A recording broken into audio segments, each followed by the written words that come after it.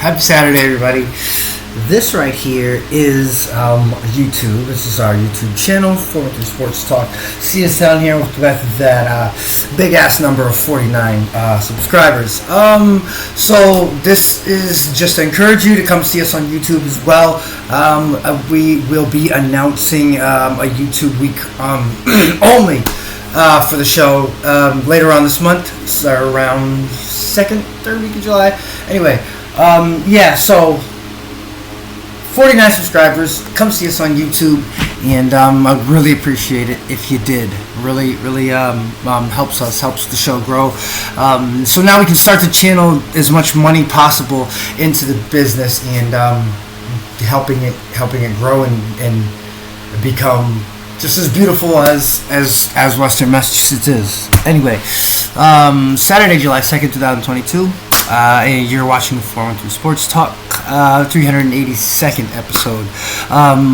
We're going to talk MLB trade deadline right off the rip. I got a couple thoughts on my mind I jotted down in regards to that, along with scores from sports you love. And if it's only basketball and football you love, dude, I feel for you. Trust me, I feel for you. I'm sorry. Just bear with us. In the next few months, everything's going to be good. High school sports comes back, so we're all fired up for that as well.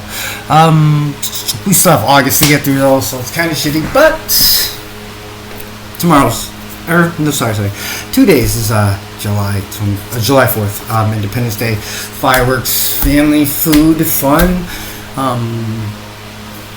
Just enjoy your life, be and have fun, be a human, and just celebrate, and just not even celebrate if that's not how you view it. You know what I mean? If you guys know what I'm poking at, just don't be on social media, be in a dark cloud, or you know what I mean. Just be one, be nice, be with everybody.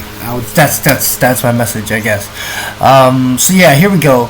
We're gonna skip the news today and just start right off with it. The MLB trade deadline, in my own words. I'm kind of talking about this because I noticed all of everything that baseball had on their schedule was pushed back because of the lockout. So I had to adjust, and I think this is time for us to have this conversation. This year's trade deadline date of August 2nd, 2022 is 2 days after the typical date. As you know, it's normally July 31st, which shouldn't fool you or push you back any. Teams have already started to formulate their plans, and dozens of scenarios will be playing out on paper before they are proposed. Research will have been done, scouting, and every general manager in the Major League Baseball is thinking of landing the best available player in hopes of having insurance for the playoffs, hopes of having just maybe being able to make that playoff push. This is where moves like this happen about now. This is where teams who you thought were shitty might be able to pick up two guys and then make it, or sign a pitcher, and then they're just on fire from there on out. If you remember last year's trade deadline in the MLB and how crazy it was, like fucking the Chicago Cubs literally said to the MLB, here guys, here take our roster. We'll start over, we'll rebuild. Couple other crazy trades too. The San Diego Padres, I was thinking of, could have made a move with what's the name, but they're Fernando Tatis Jr., but they're gonna keep him anyway. So yeah, the first deal we're going to discuss was on Monday. The Kansas City Royals first baseman Carlos Santana was traded to the Mariners of Seattle, who are doing all right, actually. In return, Kansas City received two unproven minor league pitchers. Not exactly the blockbuster deal that you'd expect, but it's a start. It's worth noting. It's worth noting that the time of the year, the two teams involved, because as I was alluding to before, like these moves are moves that teams make because they know what they have and what they see in a guy. They know what's missing on their roster. So I usually think that these decisions require obviously a lot of experience and knowledge, and that's why they're usually key decisions that take teams to the postseason or the World Series or what have you. Santana got off to an incredibly slow start, so it's kind of like, he's really been fucking picking it up over the last 27 games, I'd say. It was like he posted a 298, 405, 468 slash line, 17 walks, 11 strikeouts, so that bat has really been connecting. There's room to get better always.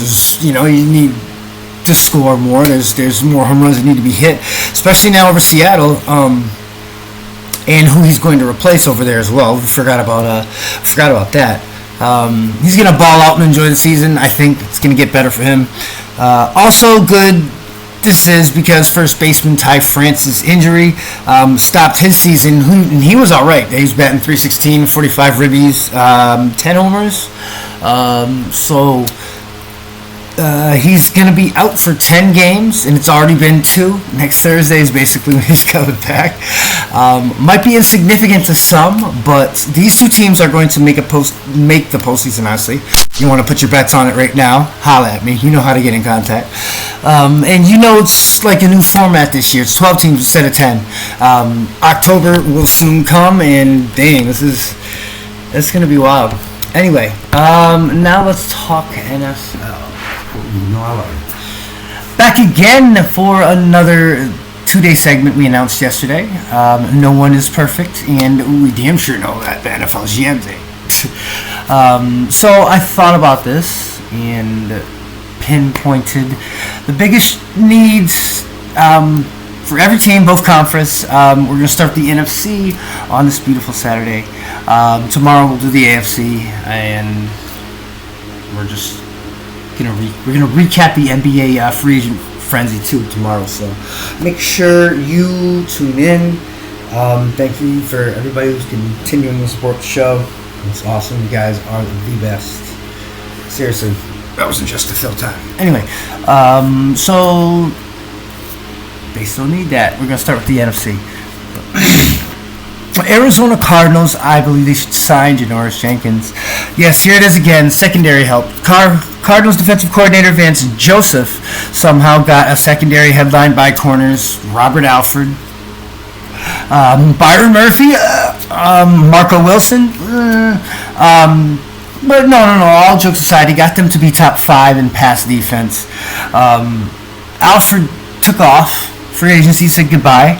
Defensive performance in the NFL is like rarely stable year after year, especially you got these offensive masterminds and guys like Peyton Manning could dissect anything. You know what I mean? And so all the input from great people on the offensive side of the ball, kind of like this dissipates it a little bit. Unfortunately, they lost. A good corner who's coming up, and that was Jeff Gladney. Unfortunately, he passed away in May due to a car accident. Damn, that's messed up. Cardinals, let's just say, if they think they were going to get by with Murphy and Wilson at corner, backed up by high-flying safeties, Budda Baker is one of my favorites, and up-and-coming Jalen Thompson, they'd still need a third cornerback, honestly. And as Antonio Hamilton is definitely not the long-term answer, he's going to be 34 this year, I believe, they would probably have to sign Janoris Jenkins. I understand he's 33. People might think he's on the latter end of his career. Probably not as fast, doesn't hit as hard. But honestly, he played over 1,000 snaps last year, and he's a better option in the nickel package than who they have. And definitely, I think, skill-wise, he was better than Jeff Gladney. Sorry, I had forgot about that. It threw me off a little bit that he had passed. Anyway, Atlanta Falcons, we're going to get right through this. Their problem is the defensive line. They should sign a free agent, Danny Shelton. I know it's weird.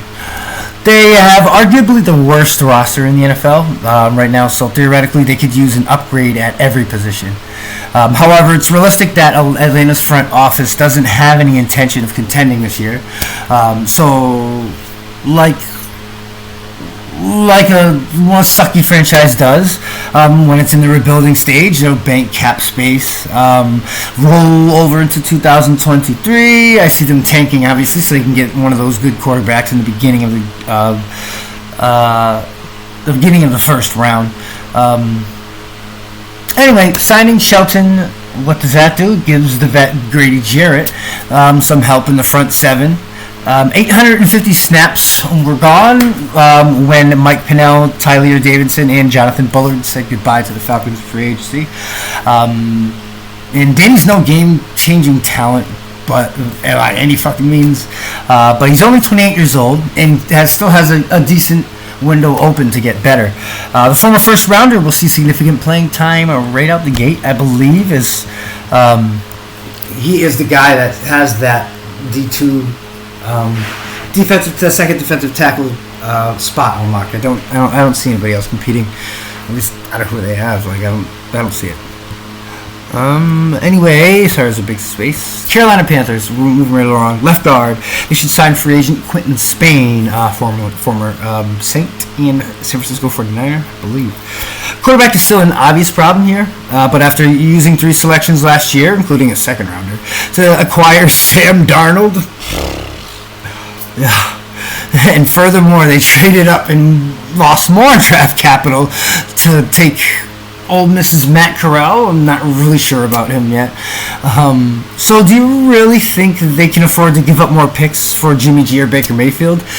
No, that panic button has been pressed a long time ago, and they have not shut it off yet. No, because the backfiring of one of those moves is not going to look good. Head coach Matt Rule, who's on the hottest seat in fucking history,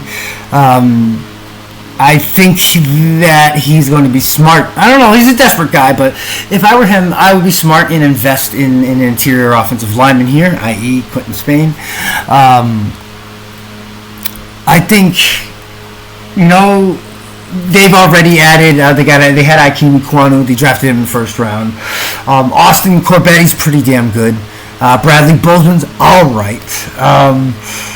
So they already got them on their front 5. Only hole would be at left guard. You throw Quentin Spain in with that mix, and suddenly this Carolina Panthers team has motivated Christian McCaffrey to come back and be that running back that everybody always could be. Excuse me.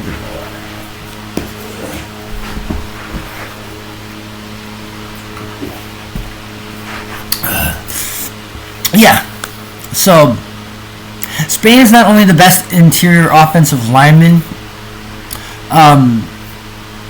he's left anyway. It's not already signed, but in his 7 years in the league, he's proven he's proven to be consistent and be all right. Actually, it's not one of the best, but occasionally he's made the Pro Bowl. He's going to be an automatic upgrade to who I think they would have be the starter, and that's Pat Eiflin. Because I don't see them putting Ekwonu inside. I mean, at least right away anyway. I think he'd be more effective as a tackle.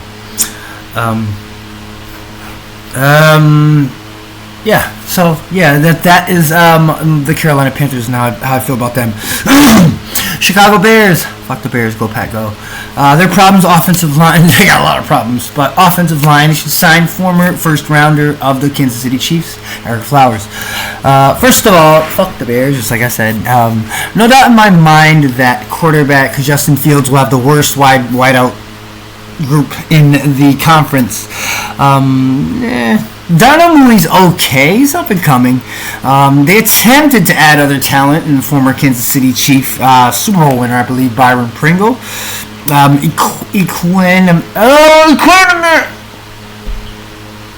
Equanius St. Brown, I think it's Amon-Ra's brother. Sorry for fucking your name up, bro. And rookie Velus Jones Jr., who I've heard a little bit about. He's physical kind of Deebo Samuel type wide receiver. Even if, let's say, I assume former Packer Lucas Patrick and Cody Whitehair can hold down starting spots on this offensive line, like, all jokes aside, that still leaves 3 voids unproven. 3 voids on this Chicago Bears offensive line. Unproven guys, Sam Mustipher, Lashavius Simmons, and a rookie, Zachary Thomas. So yeah, I think that my Packers are going to sack the fuck out of Justin Fields. This is going to be yet another year for the Bears in which they don't make the playoffs. This offensive line needs rebuilding, and seriously, someone needs to be smacking the face. Get offensive line help. Trade some guys. You didn't get shit back for Khalil Mack. Come on. But hey, we eat 2 wins against a dumb franchise every year. That's awesome. Yeah, so there's the Chicago Bears. Try not to be biased right there. Dallas Cowboys. I think the problem that they have, and it's kind of hard to pick a hole in this team. They look really good, just like last year, honestly. But defensive depth is what I would say would be best. I.e., signing safety, former Giant, who they probably know a little about anyway from watching him play, safety Landon Collins. Not many holes on the defense, and it's like 1 or 2, because there's probably 4 or 5 in the whole team. This team looks good on paper. This is going to be a depth pick. Don't think that he's going to crack the starting lineup, but he can still give you a few thousand snaps and be effective, obviously, if he's thrust out into the action. So finishing up here, we have the Detroit Lions offensive line depth. And I think they should sign Darrell Williams. It's like an inside-outside guy. Last year, Detroit was the most injured team in the NFL. Cutting those injuries down starts with properly drafted and scouted offensive linemen. But can you really prepare for bad luck or a curse? No. Last year, starting center Frank Ragnow and offensive tackle Taylor Decker missed a combined 21 games. Those 2, when healthy, are Pro Bowl type offensive linemen. Not to mention, could you imagine them having Penei Sewell in there? Yeah, crazy. Evan Brown proved as a decent replacement for Frank, and he had time at right guard. I don't think I saw him at tackle at all. Left guard as well, but he was good at center. I feel like he plugged himself right in there and did as good as he could with what was surrounding him. Anyway, this unit needs a little bit more help. I think the Giants' offensive line's better. This one's in trouble. Not like the Bears, though. I feel like they have a different vibe to them. Green Bay Packers. Our problem was wideout, honestly. We should sign Emmanuel Sanders. And here's why. When he was asked about the wide receiver corps in June, Aaron Rodgers says we have some production, we have some potential. That's a good thing, but he never had any star to throw to other than the departed Devontae Adams, who's in Las Vegas. We drafted multiple wideouts 2022, but how much can we expect to put on Christian Watkins and Romeo Doubs' shoulders as rookies? Sammy Watkins is the lone vet from free agency that we grabbed. He'll be injured in 77 weeks or something like that. He'll be injured in like 30 weeks. I don't know.